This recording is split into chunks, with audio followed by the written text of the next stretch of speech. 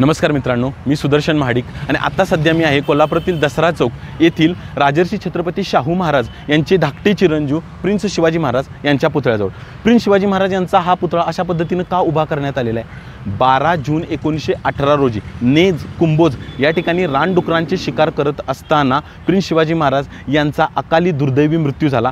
शिकार करत असताना ते घोड्यावर बसलेले होते आणि त्यांच्या हातामध्ये भाला होता आणि त्याद्वारे ते शिकार करत होते। त्या प्रसंगाची आठवण म्हणून या ठिकाणी अशा पद्धतीने हा पुतळा उभा करण्यात आलेला आहे। ज्यावेळी त्यांचा हा दुर्दैवी मृत्यू झाला त्यावेळी त्यांचं वय अवघं 19 वर्षांचं होतं आणि लग्न होऊन तर फक्त 1 वर्ष झालेलं होतं।